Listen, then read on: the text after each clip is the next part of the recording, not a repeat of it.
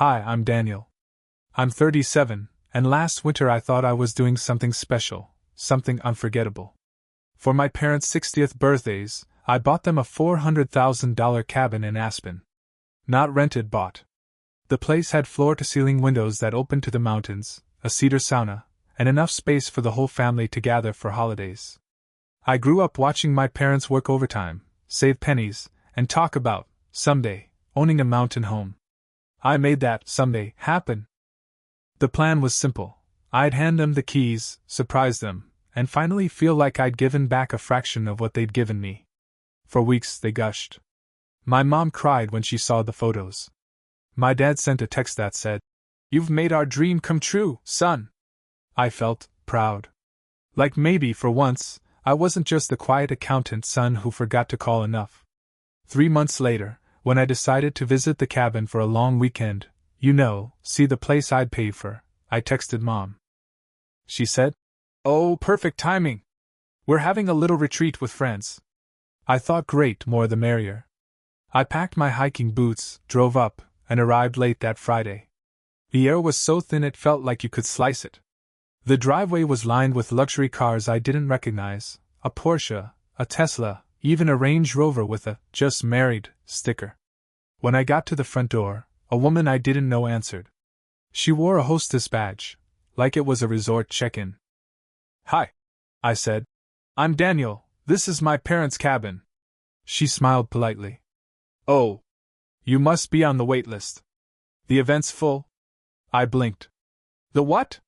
She handed me a clipboard. "For the 60th Birthday Mountain Experience. It's a private, invitation-only event. Guests only, sorry." And that's when I saw it. At the top of the page, in elegant script, "Welcome to the Anders Family Aspen Celebration." Under guest list, there were 20 names. My parents, my sister, and her husband. Some friends I didn't know. But not mine. My name wasn't there at all. I thought it had to be a mistake, until I saw my sister walk out onto the deck, champagne flute in hand, laughing like she owned the place. I froze on the steps, heart hammering. Because suddenly it hit me, maybe she did. She spotted me before I could hide the shock. "Danny?" she said, like she'd seen a ghost. "What are you doing here? What am I doing here?" I said, still half laughing because my brain hadn't caught up. "I bought this house. Why wouldn't I be here?" Her smile faltered. "Right, but this weekend's kind of private." "Private? For who?" I gestured at the valet unloading champagne. "Who are all these people?" She lowered her voice. "Mom invited some of her charity board friends. And, well, a few of mine." I stared at her, trying to wrap my head around it. "So, let me get this straight. You're throwing a party at the cabin I gifted our parents, and I'm, what? Not invited?" She did that thing where she looked everywhere but my face. "It's not that you're not invited. It's just, Mom thought it would be simpler if we kept it small. You know how you get about crowds." "How I get about crowds?" I repeated. "It's my house, Jenna." She winced. "Technically, you bought it for them. It's theirs now." That's when the valet came up behind me and cleared his throat. "Sir, are you checking in or?" I looked at him, then at the clipboard still clutched in my hand. "No," I said, handing it back. "Apparently, I'm not." I turned to leave, but that's when my mom appeared on the porch, wrapped in a fur shawl and a smile I didn't recognize, the kind that says I've moved up in the world. "Danny! What a surprise!" she said, walking over to hug me. I didn't move. "Why wasn't I on the guest list?" I asked. Her smile stiffened. "Oh, sweetheart, it's just a little getaway. You've been working so hard. I didn't want you to feel obligated to come." "Obligated? Mom, I wanted to come. This was supposed to be our place, for the family." Dad appeared behind her then, holding a glass of wine. He didn't even look embarrassed. "Son, sometimes gifts take on new life. You can't be sentimental about these things." My jaw actually dropped.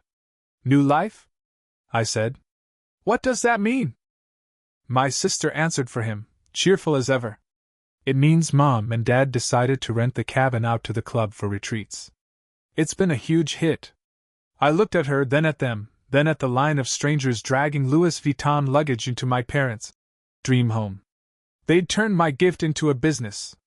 And apparently, I was now just another outsider who needed to make a reservation.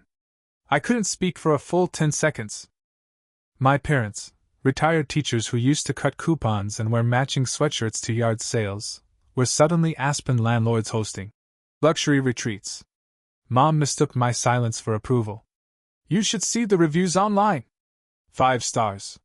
People love the rustic elegance." I laughed once. It came out wrong. "You're renting out the cabin I bought for you?" Dad swirled his wine, unbothered. "It's an investment now. We pay the property taxes, hire a cleaning crew. It's work, Daniel. But the returns are solid." I could barely form words. "You're charging people to stay here?" Mom frowned like I was being unreasonable. "Sweetheart, don't make that face. It's perfectly normal. We can't just let it sit empty. You don't even have to. I wanted to visit. I literally tried to come." "Well," she said, lowering her voice, "this particular weekend is booked solid." The way she said, "booked," made me feel like a hotel guest who'd missed his check-in window. Jenna stepped closer. "Look, Danny. It's just business. You should be proud. The Anders cabin is getting famous on travel blogs. It's Mom's new passion project." "That's funny," I said. "Because it used to be my gift." Her expression softened like she was speaking to a child. "You're overreacting." That's when the hostess reappeared with a clipboard. "Mrs. Anders, the catering staff needs confirmation on tomorrow's headcount." My mom nodded, then turned to me like a CEO ending a meeting. "We'll talk later, honey. Maybe next time, let us know before you drop by, so we can adjust the guest list." She meant it kindly. Like it was etiquette. Like I'd been rude to show up unannounced at my own gift. I watched her walk back inside, heard the laughter from the deck, the clinking of glasses, the sound of a life I'd apparently funded but didn't belong to. When the valet asked if I wanted him to bring my car around, I nodded because my throat wouldn't let me say anything else. As I pulled out of the driveway, I caught a last glimpse of the sign they'd hung by the gate. The Anders Retreat, a luxury escape experience. It was mounted on a cedar post. And at the bottom, in small gold letters, it read, "Established 2023, by Jenna and family." Not a single mention of me. That night, I booked a motel 30 minutes down the mountain, sat on the edge of the bed, and realized this wasn't just greed. It was erasure. They hadn't just sold my gift. They'd rewritten it. The next morning, I woke up to an email from my mother. Subject line: "Sorry about yesterday, Red Heart." It wasn't an apology. It was a press release. "Daniel, we didn't mean to surprise you. The Anders Retreat is part of something bigger. Jenna's husband has been networking with investors. We're launching a wellness brand. You'll understand when you see the website. So proud of this new chapter." There was a link. I shouldn't have clicked it. But of course I did. Up came a glossy homepage showing professional photos of my cabin. The kitchen, the deck, even the hot tub I'd picked out myself. There was my mother in a white robe, smiling over coffee, and my father hiking through the trees like a catalog model. And there, under About Us, was a line that made my stomach twist. Founded by Jenna Anders and her family, the Anders Retreat began as a lifelong dream, a gift of love from a devoted daughter to her parents. I had to reread it 3 times. A devoted daughter. Not a word about me. Not one. I scrolled until I hit the Meet the Family section. My parents. My sister. Her husband. Even her dog. Everyone smiling like a perfect Hallmark poster. But I wasn't there. Not even a mention of son, brother, or donor.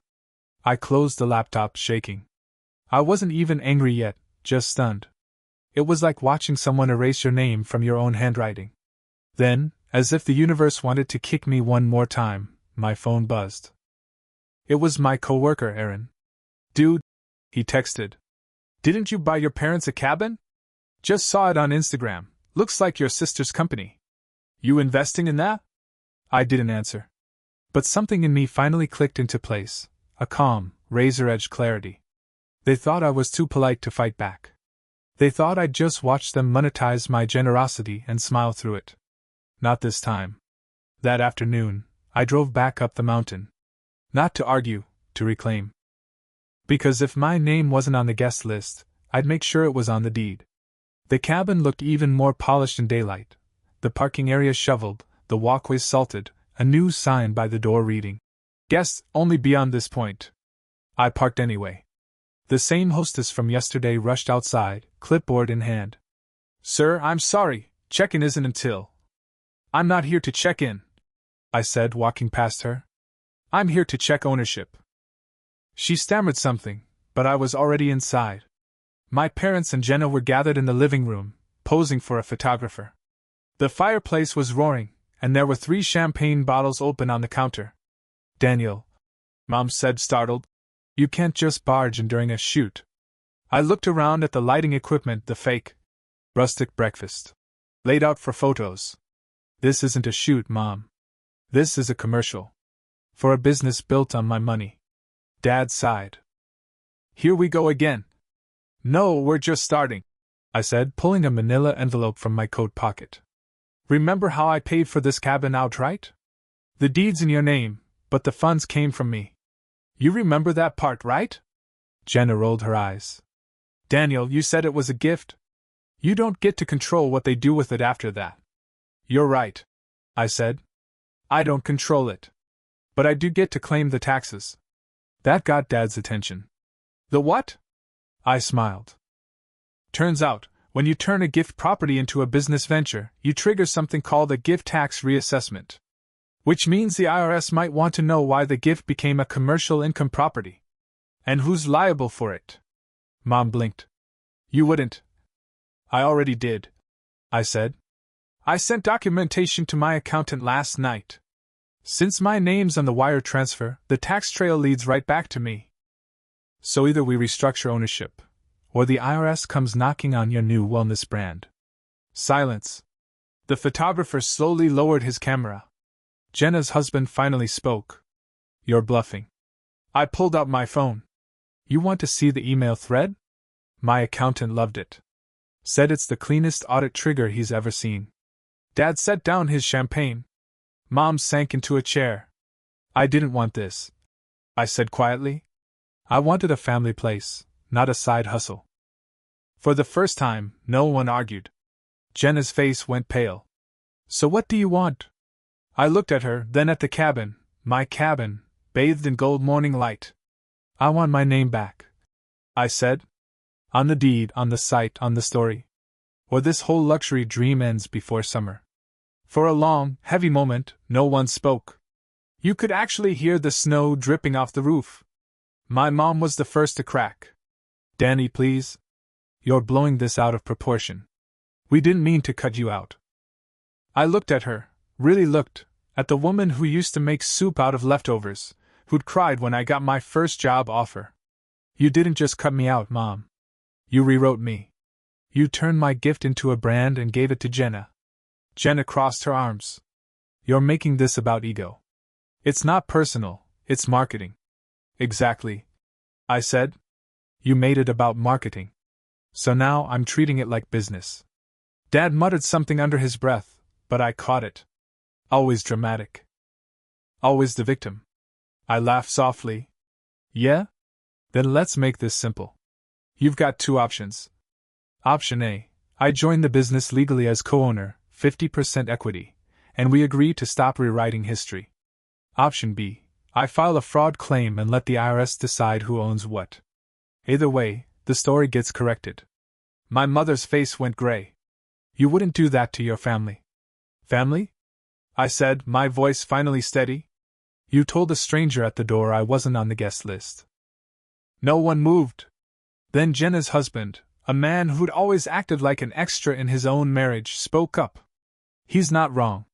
If he owns half, we can fix this legally. Otherwise, we're looking at penalties." Jenna whipped around. "Are you seriously taking his side?" "I'm taking the side that doesn't end with an audit," he said quietly. The air shifted. Dad poured himself another glass of champagne, like that would make him invisible. "Fine. We'll talk to the lawyer." But you're not going to strong-arm your own mother. I stepped closer. No. I'm just reminding her where the money came from. Mom pressed her lips together, shaking. You've changed, Danny? Yeah, I said. I had to. Then I picked up one of the framed Ender's Retreat photos from the mantel, flipped it over, and scrawled something on the back with a pen from my pocket.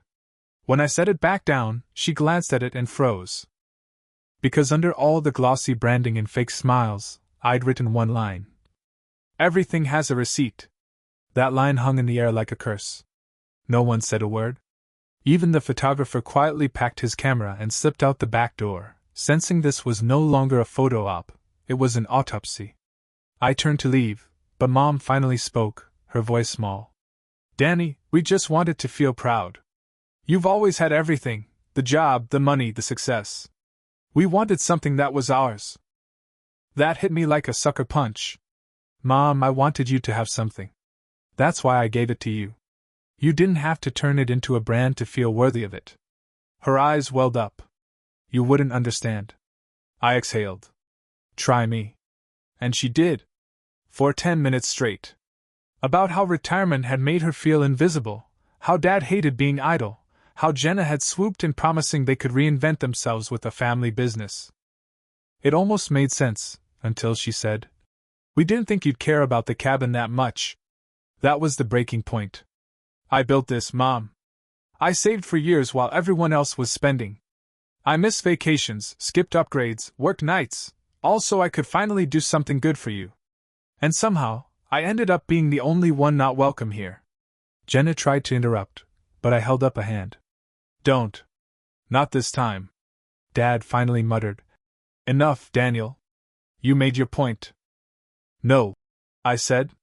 I'm making a choice. I walked to the table where they'd been signing brand partnership contracts, picked one up, and slid it toward them. I already called my attorney. If you don't add my name to the deed and dissolve the current LLC under Jenna's control, I'll file for full ownership under equitable claim. That's not a threat, it's paperwork.